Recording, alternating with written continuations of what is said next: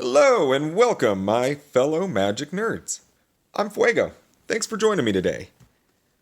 Today, we are going to break down one of my absolute favorite commander decks. We're talking Arcades the Strategist. When this card came out, I knew I wanted to build this deck. I was able to salvage stuff from my Dorn the Siege Tower Tiny Leaders deck, which, if anybody remembers Tiny Leaders, is a pretty much dead format, but I thought it was fun. So now my Dorn has turned into Arcades, and we've got Elder Dragon, Flying Vigilance. When a creature with Defender enters the battlefield under your control, draw a card. Each creature you control with Defender assigns combat damage equal to its toughness rather than its power, and can attack as though it didn't have Defender. There are some powerful things you can do. There are some very cheap walls. It's a card draw engine, and you're pummeling people with very inexpensive, big booty creatures. Super fun. I finally was able to pick up a pre-release foil in trade with somebody to bling out my commander deck. So we're talking Arcades. We're going to start with some of the wall creatures. Classic old school one. I remember playing this way back in the day. A 0 costing 0/6. Sure, it gets a little smaller every time it blocks, but I mean, that's still great value if you're playing it as a wall, and even better value if it can attack for 6 at a 0 casting cost. Just think about that. You've got your commander out, you draw this, drop it for free, draw a card, and next turn it can attack for 6. Or when it blocks, it's blocking with the power of 6. Fantastic. That's a must in any of these wall decks. Find some old shield spheres. Excavated Wall. Another Defender. Now, I don't really care about the Milla card. I care about 1 drop, 0/4. And the colorless helps because you can pretty much always, there's plenty of 1 drop walls. So you always have something to do on turn 1. Put something in the way of any quicker decks, quick attacking decks. Another one with the same stats. Perimeter Captain. Defender. Whenever a creature you control with Defender blocks, you may gain 2 life. Not a big deal. I mean, for 1, it just seems like good value. Crashing Drawbridge. Creatures you control gain haste until end of turn. Feels good. Especially because my creatures smash for a lot, and I can drop several out on 1 turn. Target creature can't be blocked this turn. That's a handy wall to have around. Wall of Tanglecord, another Defender, and you can give a wall reach because Flyers is a bit of a problem in this deck. Only a few walls typically fly. So, Tanglecord, very nice. Wall of Junk. Whenever it blocks, return it to your hand. Normally a bad thing, but with Arcades out, you're going to draw a card every time you play a Defender. And 7 for 2, that's a good value. That downside isn't much of a downside. Wall of Omens. ETB, draw a card. Love drawing cards. Wall of Blossoms. ETB, draw a card. So, drawing cards is great. I think everybody likes to draw cards. So having things that just automatically let you pick up more cards is great. Guardians of Meletis. Sure. I mean, it's not the best valued one for 3 mana. That is a replaceable one if a better wall comes along, better defender comes along. Hover Barrier, flying. Yeah, this is just some air stoppage.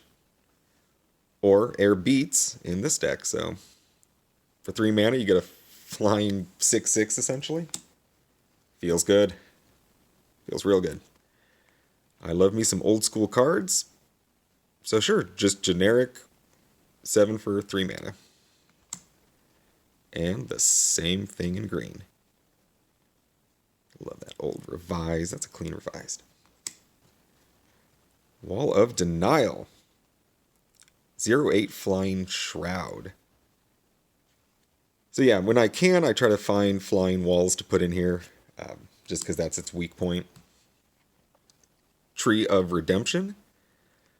Yeah, the exchange in your life total, that can be a tricky move and a dangerous move. But I do like having a 13 for 4 mana. That's a pretty beefy creature when you're attacking with your toughness. And now we're on to some utility creatures. Esper Sentinel is great. I feel like that just belongs in most decks that run white. I mean, it's just some extra value. Draw some cards when people play non-creature spells. Mom. Gotta protect Arcades. This is a deck that you really want to have him out on the field. You're going to protect him, so our Chicks of the Runes will do that job. Shield Bearers. Oh, here's another Defender. Other creatures with Defender get +0/+2. Feels good. Kind of beefs up your whole army. Thieving Skydiver. This is an amazing card. I don't know why it's not in every blue commander deck. So, this deck has some sub-themes. Mostly dropping planeswalkers and stealing your stuff. Stealing other people's stuff. Skydiver fits in nicely. So you're going to kick it and steal a Soul Ring, some Lightning Greaves, better stuff. There's a lot of stuff you can steal for very little mana here. Especially in Commander, people love to play mana rocks, other powerful artifacts. So with a little bit of extra mana, it's yours now. I love Thieving Skydiver. Tetsuko.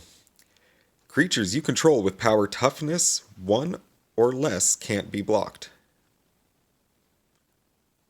Oh, with power or toughness 1 or less. There it is. Most of the walls have a 0 in the front.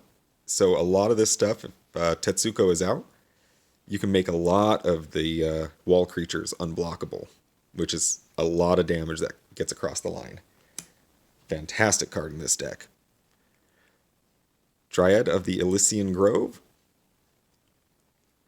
Just a big booty guy. Lets you play extra lands because you're going to draw a lot of cards with this deck. And it also mana fixes for you. So, not totally in theme, but it works. Works in this deck. Fate Spinner. Just a mean card. I mean, I might pull it out for something else, but it's just mean. It makes your opponents skip either their draw step, their main phase, or their combat phase. So, slows everybody down except you. Fate Spinner, you're mean. Mangara the Diplomat. What white had been needing for a while.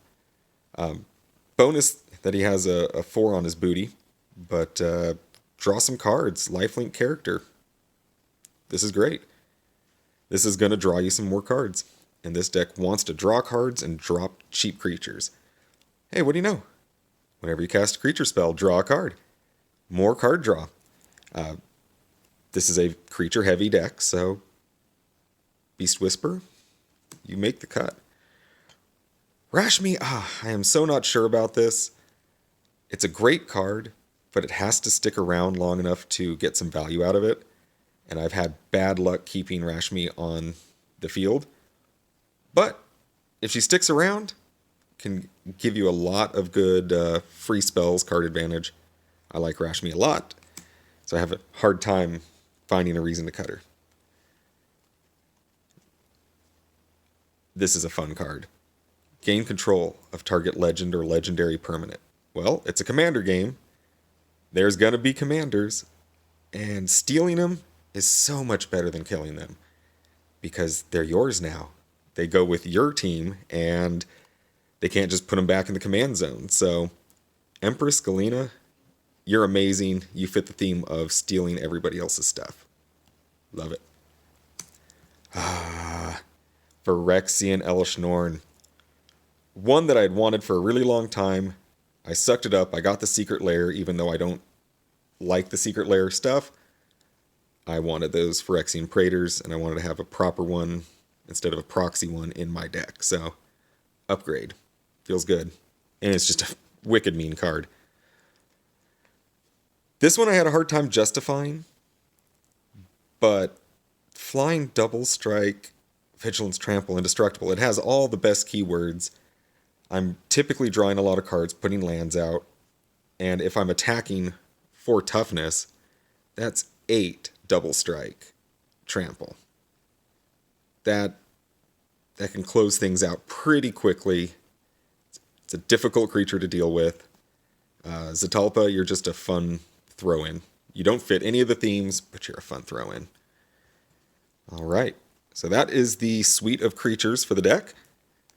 Now we're going to look at some of the spells and enchantments. And Burgeoning, just good card advantage, land drop advantage, ramp. That's what that's called. Land drop advantage, it's ramp. That's the word for it. So Burgeoning, you're a rock star. We've got Protection. So a quick 1 mana hexproof. Usually I'm just saving something, but it also can get some extra damage in just by beefing up the toughness. Mizium Skin, same exact thing, only you can overload it and protect everybody on your team. Diplomatic Immunity, protect Arcades. That's the name of the game. You want to protect Arcades and beat face with cheap walls. Umbra, again, adds to the booty, totem armor, save a creature. So just a little more protection. Tower Defense, potential game winner. If you've got a board full of these big booty creatures, giving them all +0, +5 can close out the game, especially if your opponent has done the math, you've attacked in, your opponent's done the math, and they're like, well, I'll survive. If I just let a few of these through, I can still survive and take it to the next turn. You drop this, and that's 5 extra damage from each of the creatures that they let pass. So Tower Defense can be a sneaky game finisher. Dress Down. Amazing card. I don't know if it's getting quite the cred it deserves, but this can save you. This did save me just last night. Somebody had an infect setup, and they were coming through with a lethal amount of infect, and I was able to just dress down, stop all of their bonus keywords, and then get a card to boot, so it gave me an extra turn, and closed it out on the next one. Dress Down is a great ace-in-the-hole card, especially against combo decks, and there's all sorts of reasons you could play it. Primal Rage. You want your walls to have trample. Walls almost never just inherently have trample, so being able to give all of those 7 power things, or 7 toughness things, trample to get through. No chump blocks here. All right, tea break. Let's look at Rhystic Study.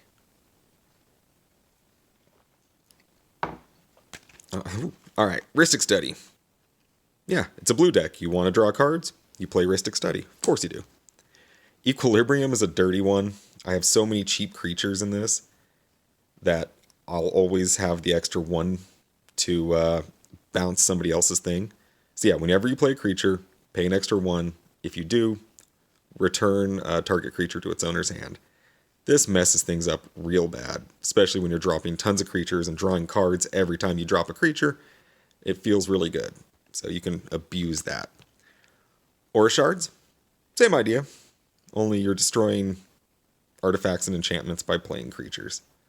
Aura Shards is, everybody knows Aura Shards is good. Akroma's Will, a relatively new addition to the deck, but this is also a game ender. You choose one, or if you have your commander, you get both. Creatures gain flying, vigilance, double strike until end of turn, or creatures you control gain lifelink, indestructible, and protection from all colors. That's the biggie. I mean, if you got your commander, now it's double strike and protection from all colors.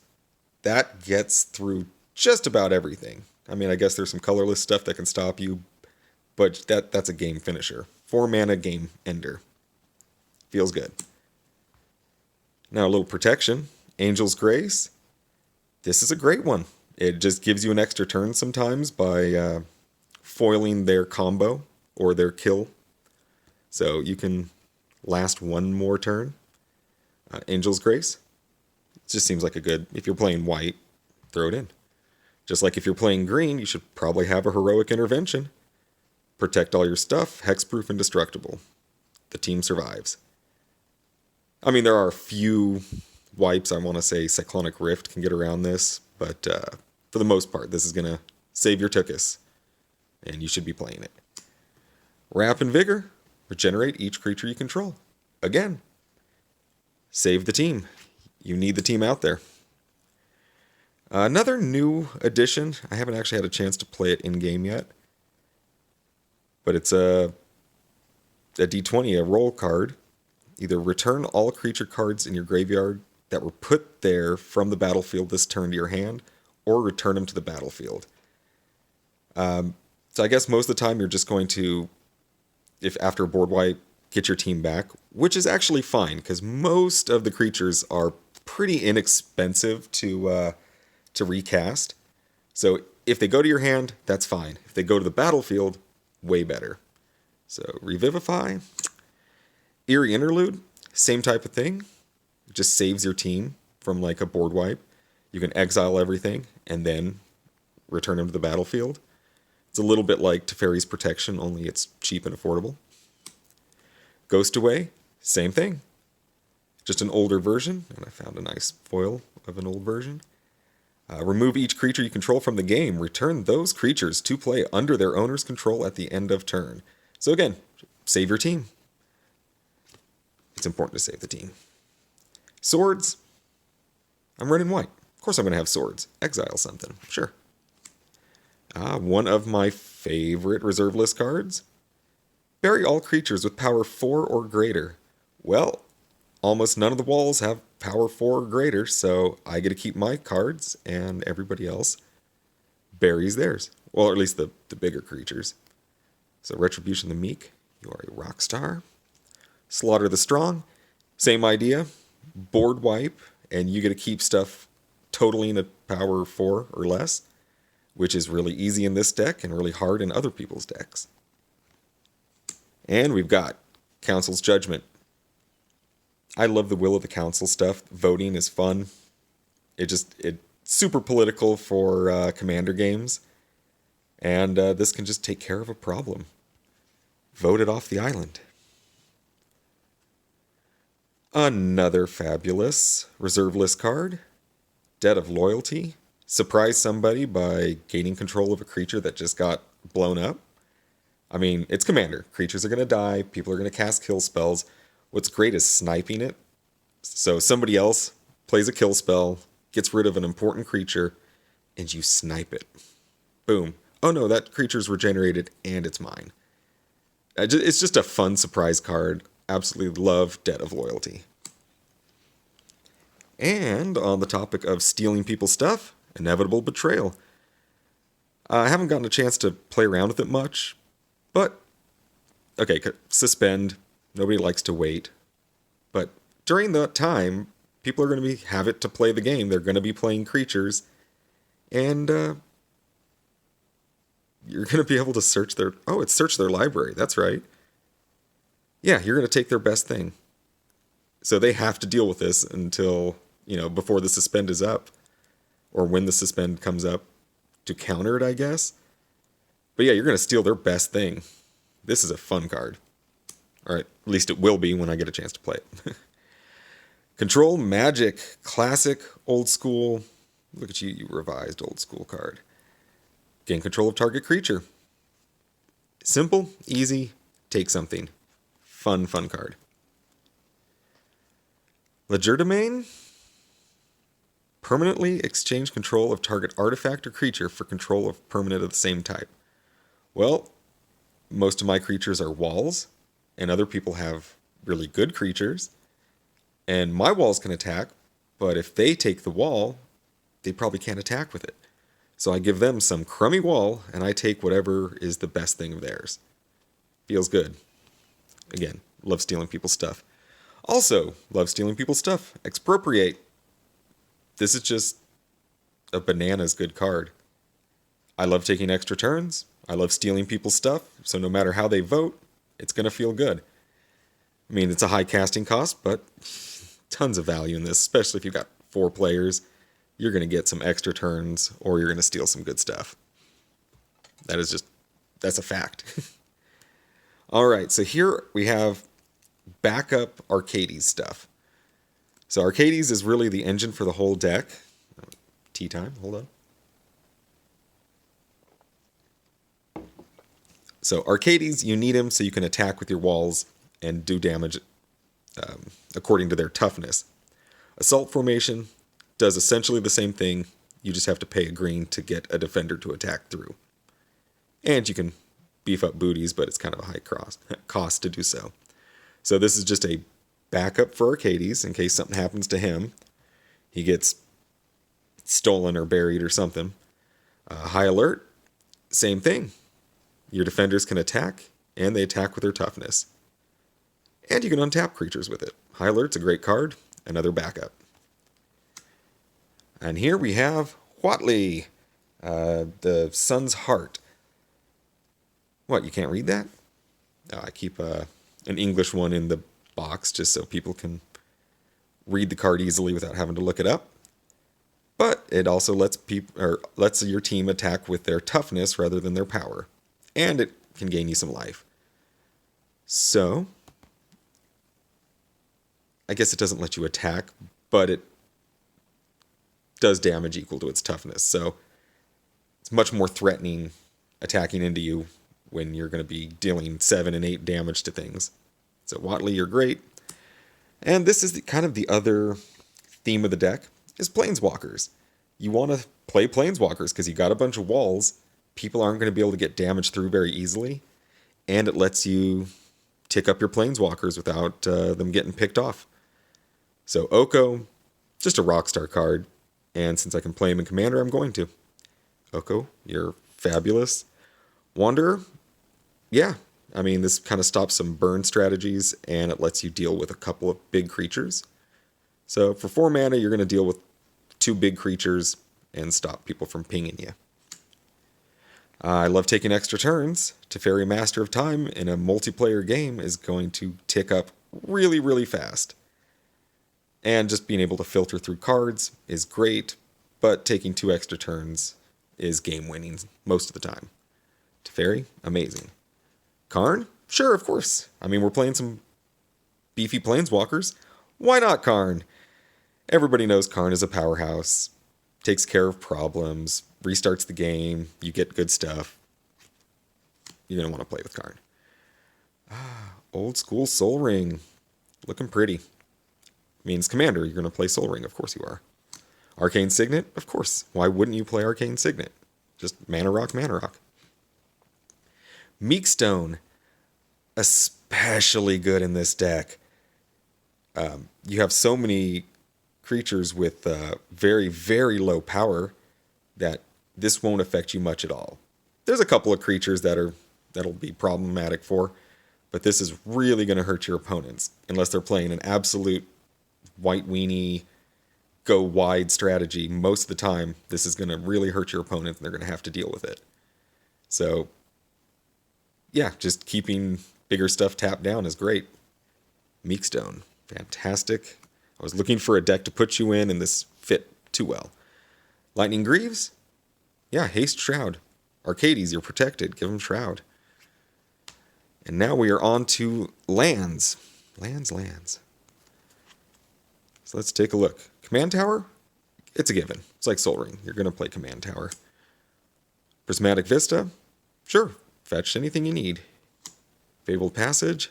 Same story. Fetch anything you need. Island of Wak-Wak, the most absolutely chewed up card I own and play with, but it's Island of Wak-Wak. I have to play. Like, if I just keep it in a binder, nobody gets to see it. But if I get to play it, and it also protects you from flying, which I kind of need help with. There's not a ton of flying in this deck. And yes, this is absolutely beat up, but I still have it. So I'll take it as a win. I got it super cheap because it was so beat up, and then Island of Walk has just way jumped up in price. So I'm glad I got in when I did, even though it is literally the roughest copy possible. Ash Barrens, land cycling. You want to get land of the right colors to play your stuff. You have a Maya Holo. I think this is an undervalued card. I think this is an amazing card. Regenerate a creature can be absolutely vital. And I don't know why more people don't. This card should be more expensive than it is. I think it's right around $100 right now, but give it time. It's reserved list. It's an amazing card. And we got some utility blue here. I mean, not much to say. You scry a little bit at an expensive cost, but mostly it's blue. Same thing with this. It just replaces a plains. There's no downside to it, and you might be able to get it back if somebody blows up all the land. Why not? I mean, beats having a regular plains. Same thing with this one. Just basically replaces a plains, only you can prevent some damage. Seems fair. Gotta fetch what you need. I just love that art with the foiling. Looks super cool. All right. Nimbus Maze. Sea of Clouds. So got all of my dual colors. Trying to get them all covered here. Rejuvenating Springs. Temple Garden. And Sun Petal Grove. Yeah. I mean, as many options as you can. I'm sure I can upgrade a few of these, but this is what I had around. Plenty of blue-white, it looks like. Love the pathways. Gives you options. Pathways are great. Dreamroot Cascade. Wooded Bastion. Promenade. Oh, here we go. That old etched foil Misty. A card that I probably shouldn't be playing with because it looks too clean, but again, it doesn't do any good sitting in a box. I love the reserve list. I try to get good copies. I keep them, but I also play with them. I mean, they're meant to be played with. If they're sitting in a box, they're not doing any good. Nobody gets to go ooh and ah. So, yeah, I don't care. I don't care if it's nice looking. It's going in the deck. I want to play my Tundra. And then we have a handful of basics because you still need to have some basics for reasons. And that is Arcades the Strategist. Or at least that's my take on it. These decks are constantly evolving. As new stuff comes out, I'm always looking for ways to upgrade the deck. So if you know of any great cards that I'm missing, any great upgrades to Arcades, I am open. I'm here for that. If you think any of these cards are really dumb, like why would you play that? Blast me, let me know. Blast me for being a bad Magic player. But yeah, I'm definitely curious to hear what you think. And yeah, you all have a fabulous afternoon. Thanks for watching.